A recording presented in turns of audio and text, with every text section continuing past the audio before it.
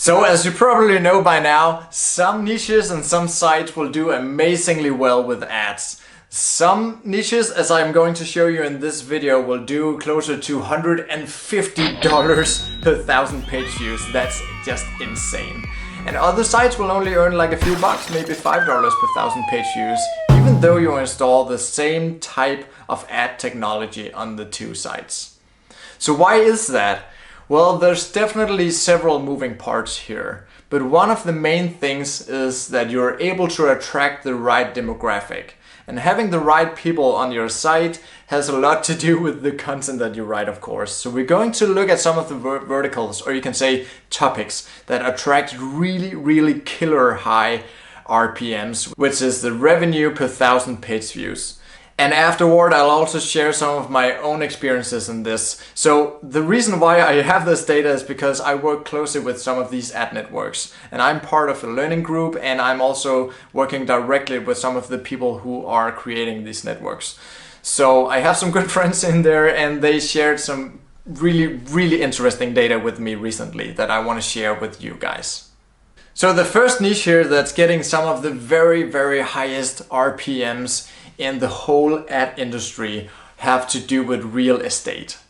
So some of the sites writing about real estate and attracting these people who are looking to buy or looking to, invest or whatever around real estate, they see some very high RPMs that are way higher than $100, maybe up to $150 per 1,000 page views. So there are several reasons for this. One is that, of course, buying a house is probably the most expensive thing you will ever buy in your entire life. So there's so many businesses and services built up around this, of course. And there are huge fees to earn if you can sort of generate the right lead. And so this whole industry is just crazy. And it's also because when we're working with programmatic ads and when you allow people to show ads on your site, the ad networks like AdThrive, Mediavine, Zoic and so on, they will know the exact location of your user on your site on a per session basis. Meaning that, let's say you have 50,000 page views on your site, all those users, they will be able to match the geographical location with an ad. That means that all these services that are geographically located, if you are a real estate agent in this area, or if you're doing all these real estate services in a specific area, they're able to sort of pinpoint those people from your site. They'll be able to match people locally and show them the perfect ad for this audience. That means that we can drive up the earnings here like a lot, because it's just much more relevant to meet somebody on Manhattan or somebody in Florida or whatever, if that's where you're actually selling properties or working in this field, instead of just placing an ad all over some online news media. So that's one of the reasons why this is an absolute killer.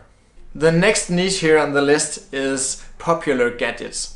And there's a good reason why this also shows some RPMs above $100. Again, that people will make more than $100 from 1,000 page views. It just blows my mind. But when you think about it, all these stores that are selling these products, it's pretty expensive products, and there's a lot of research that goes into this. So it's a long buying process from seeing the product to actually buying it. And that means that advertising gets expensive, because if they just put up a lot of ads, very few of these people will actually end up buying their stuff, because there's so much research that goes into this. So they need to show up whenever they're researching on your site about why this gadget is better, or why this feature is not in this gadget and whatever. And as soon as they start doing that, they'll get tagged with clever cookies from these ad networks. So because they're able to place a little cookie on your device when people are browsing your site, they'll actually be able to track people around, and this is what we call retargeting or remarketing ads. And this is something that you can set up in Google, and you can also set it up with many other providers. And that means that when you visit a store and you're looking at this product, they'll be able to track you on different sites, and they'll be able to show ads on your site if you're using programmatic ads. And this is a very clever move. When people starting doing these retargeting ads, it's something that I've been setting up for many of my former SEO clients. I've been working in online marketing for more than a decade, you know. These retargeting ads, they just have a crazy ROI for the stores. I mean, when you can get somebody to see an ad for your gadget or your product who already visited your site, but they didn't really got convinced yet that they need this product. They're just reading around the web before they do the purchase. I mean, this is crazy when you talk gadgets. There's so much retargeting going on, and these ads have a super high RPM as well. So that's probably why gadgets is also high on the list here. Next up on the list here is business advice. So if you're able to craft a site about business advice and you get a lot of traffic to that site, you'll be able to make top dollar on those ads on your site. And this is because there's so many software products that are getting sold to this segment. So whenever people are landing on your site and they're reading about how you should set up an email campaign or whatever, so this also typically ties into online marketing, but just like general business advice, that segment is super valuable for all those SaaS companies. SaaS stands for software as a service. And this is everything you can buy on a per subscription basis for your company. This can be an email service, it can be like an accounting software, anything. There's so many things that companies, small or big, will buy on a monthly basis or a yearly basis. So because they keep coming back every month, just like your gym membership, you know, those are very valuable leads, and those are valuable customers, because when you can sell something to people over and over again, it's just awesome. And that means that those marketing budgets are so high that they're able to bid more than $100 for a thousand of those precious page views on your site. Next on the list here is insurance. And everything that's related to insurance just have amazingly high RPMs as well for some reason. And it makes sense when you think about it, because it's also, again, something you buy on a monthly basis again and again and again. And everybody needs it, you know. It's not like most of us are running around without insurances, you know. There are a ton of insurances you have to have. I mean, in most countries, if you want to own a car, you have to have that insurance, that if you bump into a Ferrari or whatever, that you can actually pay the bill. So they will do that for you, of course. And also around your house and travel. So there's so many things that you pay on a subscription basis around insurances.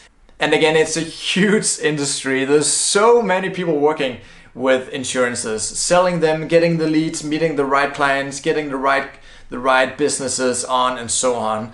And so that means that those ads are super valuable as well. And you'll also get close to $100 for 1,000 page views if you're able to craft a clever site about insurances. And the next one here on the list is B2B software. And just like we talked about before, when you have something that you sell to businesses, you typically do it on a subscription basis. So that's why. So it's sort of the same thing there. So before I share some of my own experience that I've learned recently about how to find these killer niches with very high RPMs, subscribe to my channel, because I love doing these videos and I just want to make sure that you're not missing out on the next video. So something that I've seen again and again give me very high RPMs across all my sites is whenever I write around products.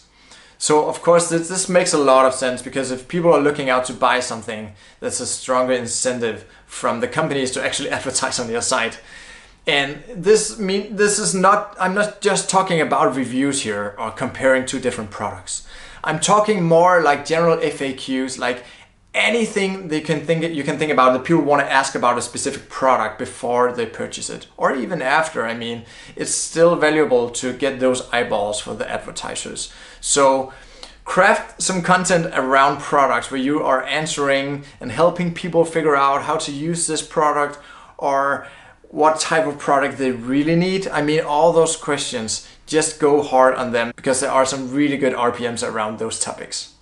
And also, as I've shared before, go for a niche that's relevant to what we can call the upper middle class. And I hate this term. I hate this working class, middle class, whatever. But in lack of a better term, let's just call it the upper middle class. So you want a lot of eyeballs in your articles. So we need to attract like a broad audience. So don't go for the very super rich. But don't go for what we can call the working class either. Go for what we can call the middle class and the more upper part of that. So that's why you would always go for a site around golfing before you do a site about television shows or whatever. Because anything around golfing or tennis for that matter, you know, sports and just activities that has an interest with the upper middle class will do typically really well with ads as well. Just because they have a lot of money and they are more eager to buy stuff, they will hit the buy button much sooner than somebody who doesn't have the budget for it. And also when we're talking about the products that people can actually market to these folks, they're also much more expensive because this segment, they have the money to spend. So that's also why you see golf equipment being extremely expensive, and also tennis clothes or whatever, any sort of equipment you can use with these sort of upper middle class sports. And all these products also come at a high price point many times because these people, they have the money for it. That means that there are higher margins because they sold at a higher price. It's not like it costs double as much to do like a t-shirt like this in another brand than another type of t-shirt. So of course they make more money on each sale. That means that there are a bigger margin to throw at you guys and as me as a publisher. So there's more to share with us, so to speak. And that also drives up the RPMs around these upper class activities. This is something that I dive really deep into in my new course that I have coming up in a few months. I have a whole module just dedicated to how to find the perfect niche. And I mean, even though you are working on your site right now, probably in the future you'll have to do another site or two just to spread your risk a little bit. So it's really important for you to get this right and know how to choose the best niche. So sign up for my email list on my site, or just subscribe to the channel. Of course, you cannot miss when I put out my course if you're following my channel here. So let's talk a little bit about what the ad networks are looking at when they're trying to figure out what demographics you have on your site. So it's not just about having the right content. It's not like they're only matching it on the topic you're writing on. They very much target your visitors on a per visitor basis according to the demographics and many other things. And the first thing they look at is the browsing history. So this is a gold mine for the ad network, because as soon as somebody will land on your site, you will click OK to this big consent box. It's sort of like this cookie box or whatever, but they also click OK to the ad network actually digging into the search, the browse history on that device. That can be a phone or a tablet or a computer or whatever. They will know exactly what these guys are looking for actively right now.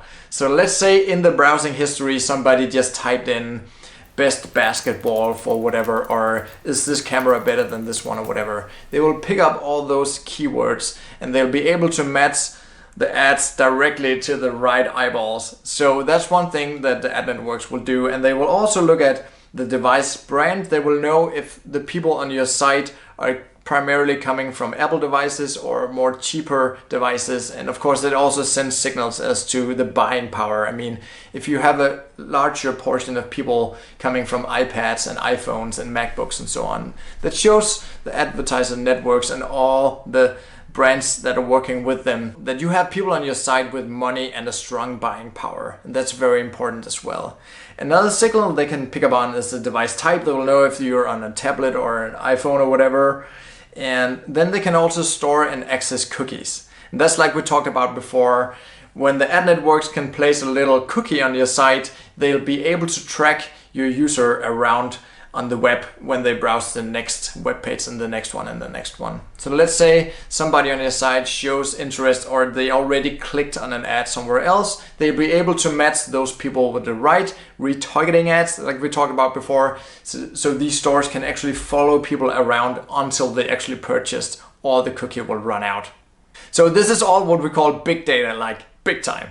And it's all like what we call non-identifiable little signals. So it's not like they know that this is Peterson or this is Ellen or whatever. It's more like they know that this device looked at these pages and this device browsed these different topics and so on. And this device has the search history, so to speak. And that data is just a gold mine. And that's also why you want programmatic ads on your site, because these ad rates are just growing year after year, and we make more and more from these ads. Some of my bigger sites have RPMs around 40 and 45. That's very high because we're talking hundreds of thousands of page views per month. It's not like it's just a clever shot that I just wrote this one article. It's across a whole site I'm talking here.